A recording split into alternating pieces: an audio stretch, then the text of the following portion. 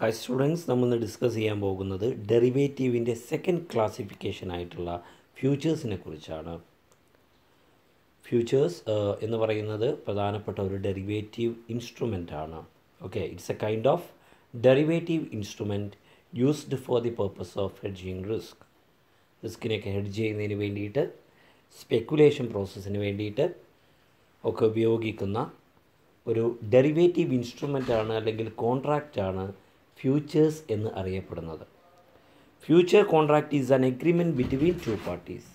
രണ്ടാളുകൾക്കിടയിലുള്ള ഉടമ്പടിയാണ് future contract എന്നുള്ളത്. എന്തിനു വേണ്ടിയിട്ട്? To buy or sell an underlying asset, ഒരു അണ്ടർലൈയിങ് അസറ്റിനെ വാങ്ങുന്നതിനോ വിൽക്കുന്നതിനോ വേണ്ടിയിട്ടുള്ള. At a certain time in future at a certain price, ഒരു നിശ്ചിത വിലക്ക് ഭാവിയിലെ ഒരു നിശ്ചിത ദിവസം ഒരു അണ്ടർലൈയിങ് അസറ്റ് വാങ്ങുന്നതിനോ വിൽക്കുന്നതിനോ വേണ്ടിയിട്ടുള്ള രണ്ട് വ്യക്തികൾ തമ്മിലുള്ള എഗ്രിമെൻ്റാണ് ഇത് ഫ്യൂച്ചർ കോൺട്രാക്റ്റ് എന്നുള്ളത് കൊണ്ട് ഉദ്ദേശിക്കുന്നത്. Futures are special types of forward contract. Futures പ്രത്യേക തരത്തിലുള്ള ഫോർവേഡ് കോൺട്രാക്റ്റുകളാണ് എന്ന് നമുക്ക് പറയുവാൻ സാധിക്കും.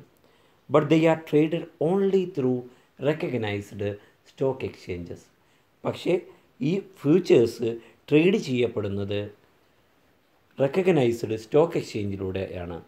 അംഗീകൃത ഓഹരി വിൽപ്പനശാലയിലൂടെ, സ്റ്റോക്ക് എക്സ്ചേഞ്ചിലൂടെയാണ് എന്ത് ചെയ്യുന്നത്? ഫ്യൂച്ചേഴ്സ് ട്രേഡ് ചെയ്യപ്പെടുന്നത്, വ്യാപാരം നടത്തുന്നത്, വിൽക്കപ്പെടുന്നത്. ഫ്യൂച്ചേഴ്സിൻ്റെ ഇടപാടുകൾ, ഫ്യൂച്ചർ കോൺട്രാക്റ്റിൻ്റെ ട്രേഡ്, വ്യാപാരം നടക്കുന്നത് ഓഹരികളിലൂടെയാണ് എന്നാണ് പറയുന്നത്. ഓഹരി എക്സ്ചേഞ്ചുകളിലൂടെയാണ്. നമ്മൾ നേരത്തെ പഠിച്ചു, ഫോർവേഡിൽ എന്തായിരുന്നു? ഓവർ ദ കൗണ്ടർ ആയിരുന്നു. അതായത് സ്റ്റോക്ക് എക്സ്ചേഞ്ചിന് പുറത്ത് വെച്ചാണ് വ്യാപാരം നടക്കുന്നത്. എന്നാൽ ഫ്യൂച്ചർ കോൺട്രാക്റ്റിൽ റെക്കഗ്നൈസ്ഡ് സ്റ്റോക്ക് എക്സ്ചേഞ്ചിലൂടെയാണ് എന്ത് ചെയ്യുന്നത്? ട്രേഡ് ചെയ്യപ്പെടുന്നത്. അതുപോലെ തന്നെ ദീസ് ആർ സ്റ്റാൻഡേർഡൈസ്ഡ് കോൺട്രാക്റ്റ്. ഇത് സ്റ്റാൻഡേർഡൈസ്ഡ് ആയിട്ടുള്ള ഒരു കോൺട്രാക്റ്റാണ്. നമ്മൾ പഠിച്ചു, ഫോർവേഡ് കോൺട്രാക്റ്റ് എന്നാൽ അൺസ്റ്റാൻഡേർഡൈസ്ഡ് ആയിട്ടുള്ള കോൺട്രാക്റ്റാണ്. കൃത്യമായ നിലവാരമില്ലാത്ത കോൺട്രാക്റ്റാണ് ഇത് ഈ പറയപ്പെടുന്ന ഫോർവേഡ് കോൺട്രാക്റ്റുകൾ നേരത്തെ പറഞ്ഞ. പക്ഷേ ഫ്യൂച്ചേഴ്സ് എന്ന് വെച്ചാൽ എന്താണ്? സ്റ്റാൻഡേർഡൈസ്ഡ് ആയിട്ടുള്ള കോൺട്രാക്റ്റാണ്, കൃത്യമായ നിലവാരമുള്ള. എന്തുകൊണ്ടാണ്? കോൺട്രാക്റ്റിൻ്റെ സൈസിൽ, കോൺട്രാക്റ്റിൻ്റെ എമൗണ്ടിൽ, കോൺട്രാക്റ്റിൻ്റെ എക്സ്പയറി ഡേറ്റ് അല്ലെങ്കിൽ മെച്യൂരിറ്റി പീരീഡിലൊക്കെ കൃത്യമായ നിലവാരം പുലർത്തുന്ന കോൺട്രാക്റ്റാണ് ഇത് ഫ്യൂച്ചേഴ്സ് എന്നറിയപ്പെടുന്നത്. അപ്പോൾ കൃത്യമായ നിലവാരമുള്ള കോൺട്രാക്റ്റാണ്. അതുപോലെ എക്സ്ചേഞ്ച് ട്രേഡഡ് കോൺട്രാക്ട്സ് ആണ്. റെക്കഗ്നൈസ്ഡ് സ്റ്റോക്ക് എക്സ്ചേഞ്ചിലൂടെ, അംഗീകൃത ഓഹരി വിൽപ്പനശാലകളിലൂടെയാണ് എന്ത് ചെയ്യുന്നത്? ഈ കോൺട്രാക്റ്റുകൾ ട്രേഡ് ചെയ്യപ്പെടുന്നത്. Which are settled in cash or cash equivalence. ഇവിടെ കോൺട്രാക്റ്റിനെ സെറ്റിൽ ചെയ്യുന്നത്, അതിൻ്റെ കോൺട്രാക്റ്റിൻ്റെ പ്രവർത്തനത്തെ അവസാനിപ്പിക്കുന്നത് ക്യാഷ് രൂപത്തിലോ അല്ലെങ്കിൽ ക്യാഷിന് തുല്യമായിട്ടുള്ള മറ്റെന്തെങ്കിലുമോ ഉപയോഗിച്ചിട്ടാണ്. മാർക്ക് ടു മാർക്കറ്റ് സെറ്റിൽമെൻ്റ് ആണ് ഇവിടെ ഫോളോ ചെയ്യുന്നത്, rather than physical delivery of underlying asset. Forward contract അവസാനിക്കുന്ന എങ്ങനെയാണ്? ആ കരാർ പ്രകാരമുള്ള, ഫോർവേഡ് കോൺട്രാക്റ്റ് പ്രകാരമുള്ള അണ്ടർലൈയിങ് അസറ്റിനെ സെല്ലറിൽ നിന്നും ബയറിലേക്ക് കൈമാറ്റം ചെയ്യുമ്പോഴാണ്. എന്നാൽ ഇവിടെ എന്താണ്? ഇവിടെ ഫ്യൂച്ചേഴ്സിൽ എന്ത് ചെയ്യുന്നു? ഇവിടെ എക്സ്ചേഞ്ച്, അതായത് ഇവിടെ എന്ത് ചെയ്യുന്നു? ഈ കോൺട്രാക്റ്റിൽ ഇവിടെ സെറ്റിൽ ചെയ്യുന്ന എങ്ങനെയാണോ? ക്യാഷോ അല്ലെങ്കിൽ ക്യാഷിന് തുല്യമായിട്ടുള്ള മറ്റെന്തെങ്കിലുമോ ഉപയോഗിച്ചിട്ടാണ് ഇവിടെ ഒരു കോൺട്രാക്റ്റിന് സെറ്റിൽ ചെയ്യപ്പെടുന്നത്. അടുത്ത് നമുക്ക് നോക്കാം ക്ലിയറിംഗ് ഹൗസ്. നമ്മൾ ശ്രദ്ധിക്കേണ്ട കാര്യം, പ്രധാനമായിട്ടും ഫോർവേഡ് കോൺട്രാക്റ്റിനുണ്ടായിരുന്ന ചില പരിമിതികൾ പെട്ടതായിരുന്നു ലിക്വിഡിറ്റി ഇല്ലായ്മ, പെട്ടെന്ന് ക്യാഷാക്കി മാറ്റാൻ പറ്റാത്ത അവസ്ഥ. അതുപോലെ കൗണ്ടർ പാർട്ടി റിസ്ക് എന്നറിയപ്പെടുന്ന ഒരു റിസ്ക് ഉണ്ടായിരുന്നു, അല്ലേ? അതുപോലെ lack of centralised market place, അല്ലേ? ഒരു കേന്ദ്രീകൃതമായിട്ടുള്ള ഒരു വ്യാപാരശാല, വ്യാപാര കേന്ദ്രം, വ്യാപാര സ്ഥലം ഒന്നും ഇല്ലായിരുന്നു ഫോർവേഡ് കോൺട്രാക്റ്റിന്. എന്നാൽ അതിൽ നിന്നും വ്യത്യസ്തമായിക്കൊണ്ട് ഫോർവേഡ് കോൺട്രാക്റ്റ് ലിക്വിഡായിട്ടുള്ള, അതുപോലെ കൗണ്ടർ പാർട്ടി റിസ്ക് ഇല്ലാത്ത, അതുപോലെ കൃത്യമായിട്ടൊരു കേന്ദ്രീകൃതമായിട്ടുള്ള വ്യാപാര പ്രദേശമുള്ള ഒരു ഒരു കോൺട്രാക്റ്റ്, ഒരു കരാറായിട്ടാണ് ഫ്യൂച്ചേഴ്സ് മാറിയത്. അപ്പോൾ ഓരോ സ്റ്റോക്ക് എക്സ്ചേഞ്ചിലും, ഓരോ ഫ്യൂച്ചർ കോൺട്രാക്റ്റിലും ഉള്ള പ്രത്യേകത പറയുമ്പോൾ അത് ക്ലിയറിംഗ് ഹൗസുകളുടെ സഹായത്തോടു കൂടിയിട്ടാണ് പ്രവർത്തിക്കുന്നത്. നമുക്കറിയാം ഫോർവേഡ് കോൺട്രാക്റ്റിൽ ബയറും സെല്ലറും മാത്രമായിരുന്നു ഉണ്ടായിരുന്നത്. എന്നാൽ in future contract there have some intermediaries in between buyer and seller. ബയറുടെയും സെല്ലറുടെയും ഇടയിൽ ചില ഇടനിലക്കാരുണ്ടാവും. പ്രധാനമായിട്ടും സ്റ്റോക്ക് എക്സ്ചേഞ്ചുകൾ, അതുപോലെ ക്ലിയറിംഗ് ഹൗസുകളാണ് അതിന് എക്സാമ്പിളായിട്ട് പറയുന്നത്. ഓരോ ഫ്യൂച്ചർ സ്റ്റോക്ക് എക്സ്ചേഞ്ചിലും അല്ലെങ്കിൽ ഓരോ ഫ്യൂച്ചർ എക്സ്ചേഞ്ചിൻ്റെ കീഴിലും ഓരോ ക്ലിയറിംഗ് ഹൗസുകളുണ്ടാവും. ഓരോ ഫ്യൂച്ചർ കോൺട്രാക്റ്റുകൾ ട്രേഡ് ചെയ്യപ്പെടുന്ന എക്സ്ചേഞ്ചുകളാണ് ഫ്യൂച്ചർ എക്സ്ചേഞ്ച്. ഓരോ ഫ്യൂച്ചർ എക്സ്ചേഞ്ചിലും ഓരോ ക്ലിയറിംഗ് ഹൗസുകൾ ഉണ്ടാവും. The clearing house makes arrangements for delivery of goods, asset and payment of money.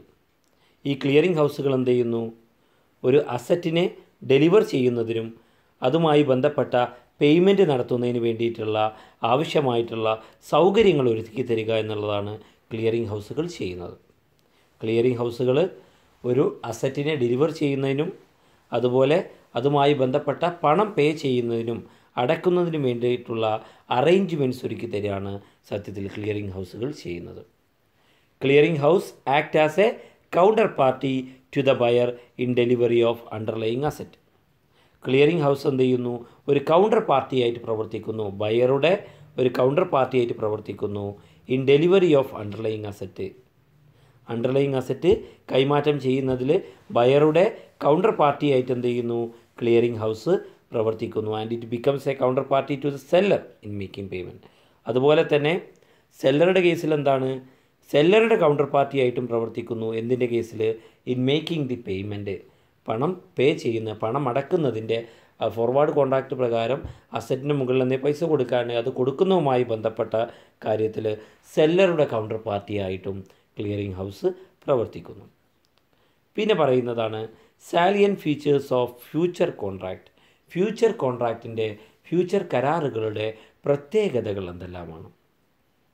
ഒന്നാമത്തേതാണ് futures are the standardised contract.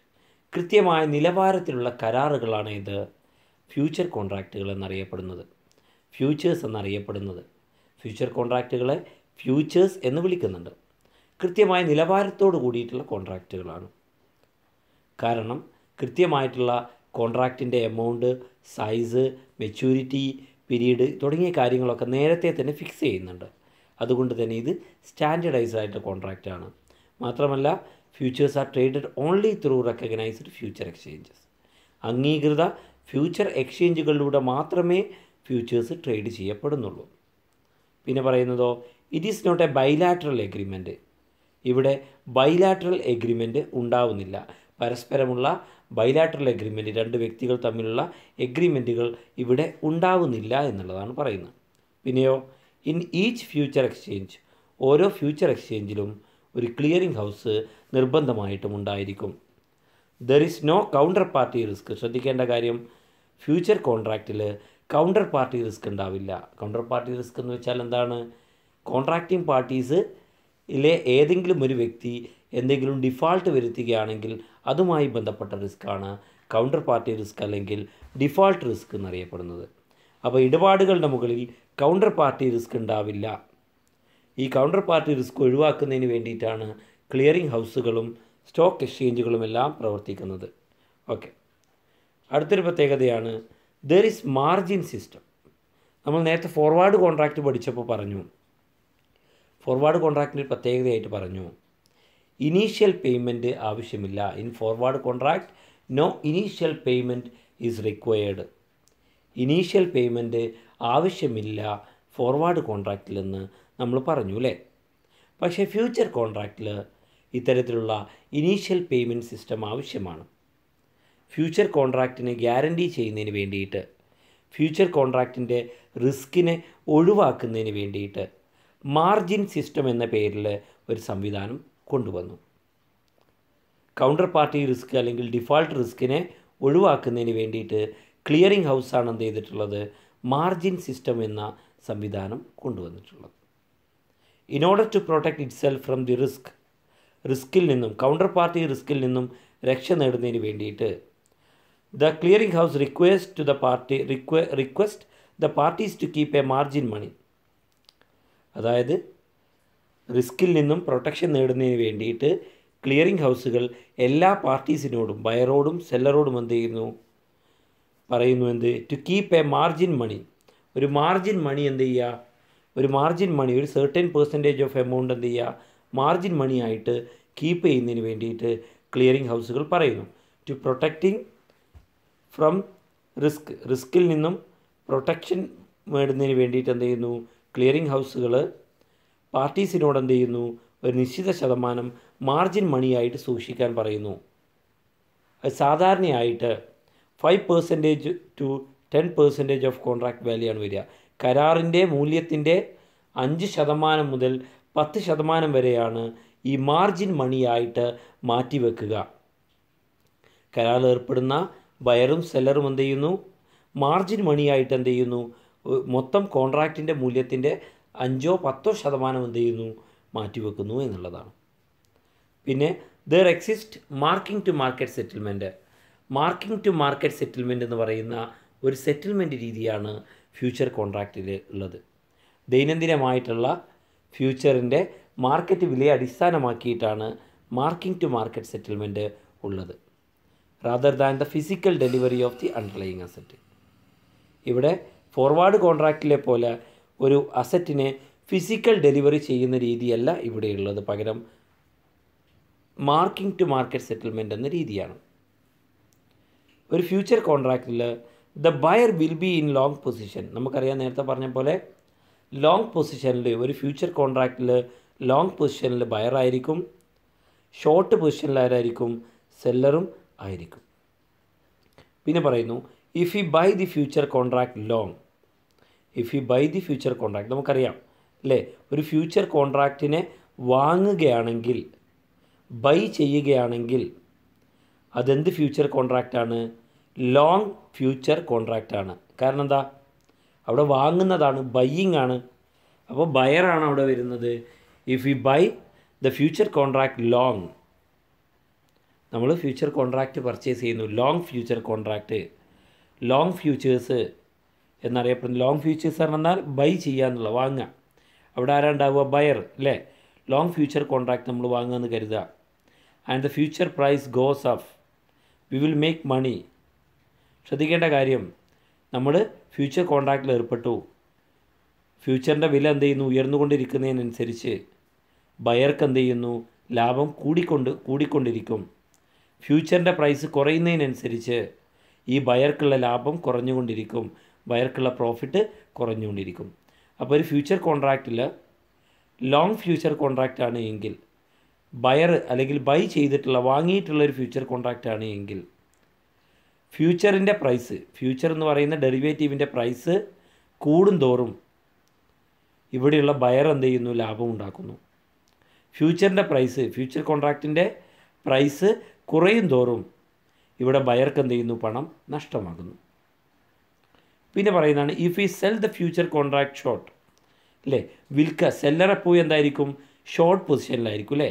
If you sell the future contract short, if the sell the future contract വിൽക്കുകയാണെന്ന് കരുതുക, and the future price goes up, അങ്ങനെ ഫ്യൂച്ചറിൻ്റെ വില കൂടുകയാണെന്ന് കരുതുക, we will lose money, സെല്ലർക്ക് എന്ത് ചെയ്യും പണം നഷ്ടമാവും. കാരണം ഇവിടെ വിൽപ്പനയ്ക്ക് വേണ്ടിയിട്ടാണ് കരാറിൽ ഏർപ്പെട്ടിട്ടുള്ളത്, ഫ്യൂച്ചർ കോൺട്രാക്റ്റിൽ വിൽപ്പനയ്ക്ക് വേണ്ടിയിട്ടാണ്. നേരത്തെ നിശ്ചയിച്ച വിലയാണ് എന്ത് പറയുന്നത്, നേരത്തെ നിശ്ചയിച്ച വിലക്കാണ് എന്ത് ചെയ്യുന്നത് ഇവിടെ ഡെറിവേറ്റീവ് കോൺട്രാക്റ്റിൽ ഫ്യൂച്ചർ കോൺട്രാക്റ്റിൽ ഏർപ്പെടുന്നത് ഒരു സെല്ലർ. അങ്ങനെയാണെങ്കിൽ ഫ്യൂച്ചർ കോൺട്രാക്റ്റിൻ്റെ പ്രൈസ് ഇൻക്രീസ് ചെയ്യുന്നതിനനുസരിച്ച് സെല്ലർക്ക് എന്ത് ചെയ്യുന്നു സെല്ലറുടെ കയ്യിൽ നിന്ന് പണം നഷ്ടമാകുന്നു. അതുപോലെ if the future price grows down, for example ഒരു ഫ്യൂച്ചർ ഡെറിവേറ്റീവിൻ്റെ അല്ലെങ്കിൽ ഫ്യൂച്ചർ കോൺട്രാക്റ്റിൻ്റെ പ്രൈസ് കുറയാണ് എന്ന് കരുതുക, സെല്ലർ മേക്സ് മണി, സെല്ലർ എന്ത് ചെയ്യും പണം ഉണ്ടാക്കും. കാരണം അയാൾ എന്ത് ചെയ്യുന്നു 100 രൂപയ്ക്ക്, ശ്രദ്ധിക്കുക അയാൾ 100 രൂപയ്ക്കാണ് എന്ത് ചെയ്ത് സെല്ലർ ബയർക്കൊരു സാധനം വിൽക്കാൻ വെച്ചത് 3 മാസം കഴിഞ്ഞിട്ട്. 3 മാസം കഴിയുന്ന സമയത്ത് ആ ഉൽപ്പന്നത്തിൻ്റെ വില എന്ത് ചെയ്യുക നിങ്ങൾ കരുതുക 80 ആണെന്ന് കരുതുക. അപ്പോൾ എന്ത് ചെയ്യുക നിങ്ങൾക്ക് 100 രൂപയ്ക്ക് കിട്ടും, സെല്ലർക്ക് 100 രൂപ കിട്ടും. യഥാർത്ഥത്തിൽ മാർക്കറ്റിൽ വില 80 ആണ്. അങ്ങനെയാണെങ്കിൽ 20 രൂപ പ്രോഫിറ്റ് കിട്ടും. എന്നുള്ളതാണ്. ഈ ലോങ്ങും ഷോർട്ടും മനസ്സിലാക്കുക. ലോങ് എന്ന് പറയുമ്പോൾ ആരായിരിക്കും? ബയറായിരിക്കും. ഷോർട്ട് എന്ന് പറയുമ്പോൾ ആരായിരിക്കും? സെല്ലറുമായിരിക്കും എന്നുള്ളത് ഓർത്ത് വെക്കുക. പിന്നെ എന്തെല്ലാമാണ് ഫ്യൂച്ചേഴ്സിൻ്റെ അഡ്വാൻറ്റേജസ് എന്നുള്ളത് നമുക്ക് നോക്കാം. No counter party risk. Future കോൺട്രാക്റ്റിൽ കൗണ്ടർ പാർട്ടി റിസ്ക് ഉണ്ടാവില്ല. ഫോർ എക്സാമ്പിൾ ഇവിടെ എന്ത് ചെയ്യുന്നു? സ്റ്റോക്ക് എക്സ്ചേഞ്ചിലൂടെയാണ് ട്രേഡ് ചെയ്യപ്പെടുന്നത്. Stock exchanges act as an intermediary in between buyer and seller. ബയറുടെയും സെല്ലറുടെയും ഇടയിൽ കൗണ്ടർ പാർട്ടിയായിട്ട് ആര് പ്രവർത്തിക്കുന്നു? സ്റ്റോക്ക് എക്സ്ചേഞ്ച് പ്രവർത്തിക്കുന്നു. അതുകൊണ്ട് തന്നെ കൗണ്ടർ പാർട്ടി റിസ്ക് ഉണ്ടാവില്ല. അതുപോലെ these are standardized contract. Forward കോൺട്രാക്റ്റിനെ അപേക്ഷിച്ച് ഫ്യൂച്ചേഴ്സ് സ്റ്റാൻഡർഡൈസ്ഡ് കോൺട്രാക്റ്റാണ്, നിലവാരമുള്ള കോൺട്രാക്റ്റാണ്. Have some standards in the case of amount, സൈസിൻ്റെ കാര്യത്തിൽ, എമൗണ്ടിൻ്റെ കാര്യത്തിൽ, മെച്യൂരിറ്റി കാര്യത്തിലൊക്കെ കൃത്യമായ നിലവാരമുള്ള കരാറുകളാണ് ഇത് ഈ പറയുന്നത്. പിന്നെ മോർ ലിക്വിഡ്, കൂടുതൽ ലിക്വിഡ് ആയിട്ടുള്ള കോൺട്രാക്റ്റുകളാണ് ഇത് ലിക്വിഡിറ്റി കൂടുതലാണ്. Because future contract are traded through recognised stock exchanges. Recognized stock എക്സ്ചേഞ്ചിലൂടെയാണ് ഫ്യൂച്ചർ കോൺട്രാക്റ്റ് ട്രേഡ് ചെയ്യപ്പെടുന്നത്. So there is the more liquidity കൂടുതലായിരിക്കും എന്നുള്ളതാണ്. അതുപോലെ തന്നെ futures can be used for hedging as well as for speculation. ഹെഡ്ജിങ്ങിന്, റിസ്കിനെ eliminate ചെയ്യുന്നതിന് വേണ്ടിയിട്ട്, അതുപോലെ സ്പെക്കുലേഷൻ എന്ത് ചെയ്യുന്നു? റിസ്കിനെ ഏറ്റെടുത്തുകൊണ്ട് ലാഭം ഉണ്ടാക്കുന്നതിന് വേണ്ടിയിട്ട്, ഊഹക്കച്ചവടത്തിന് വേണ്ടിയിട്ടൊക്കെ എന്ത് ചെയ്യുന്നുണ്ട്? ഈ പറയുന്ന ഇത് ഉപയോഗപ്പെടുത്തുന്നുണ്ട് എന്നുള്ളതാണ് സത്യം. ഫ്യൂച്ചേഴ്സ് ഉപയോഗപ്പെടുത്തുന്നു. അടുത്തതാണ് ഈ പറയുന്ന ഡിസഡ്വാൻറ്റേജസ്. എന്തെല്ലാമാണ് ഫ്യൂച്ചേഴ്സിൻ്റെ ഡിസഡ്വാൻറ്റേജസ് എന്ന് ചോദിക്കാം. പിന്നെ there is a need of margin. ഒരു മാർജിൻ മണി അല്ലെങ്കിൽ മാർജിൻ സംവിധാനത്തിൻ്റെ ആവശ്യമുണ്ട്. പ്രധാനപ്പെട്ടൊരു പോരായ്മയാണ്. പിന്നെ it cannot be customized according to the needs of contracting parties. കോൺട്രാക്റ്റിൽ ഏർപ്പെടുന്ന ആൾക്കാരുടെ ആവശ്യത്തിനനുസരിച്ച് കൊണ്ട് ഒരിക്കലും കസ്റ്റമൈസ് ചെയ്യാൻ സാധിക്കാത്ത കോൺട്രാക്റ്റാണ് ഇത് ഈ പറയുന്ന ഫ്യൂച്ചർ കോൺട്രാക്റ്റ്. അതുപോലെ it is less flexible. It was burden by the several kinds of legal obligation. നിയമപരമായിട്ടുള്ള ഒരുപാട് ഒബ്ലിഗേഷൻസ് ഫോളോ ചെയ്യേണ്ടതായിട്ടുണ്ട്. സോ ഇത് ലെസ് ഫ്ലെക്സിബിളാണ് എന്നുള്ളതാണ് പറയുന്നത്. ഓക്കെ, ലെസ് ഫ്ലെക്സിബിളാണ് എന്നാണ് പറയുന്നത്. അപ്പോൾ തൽക്കാലം നമുക്ക് ഇത്രയും കാര്യങ്ങളാണ് ഡിസ്കസ് ചെയ്തിട്ടുള്ളത്. ഈ കാര്യങ്ങൾ വ്യക്തമായി മനസ്സിലായിട്ടുണ്ടാവും എന്ന് കരുതുന്നു. Thank you.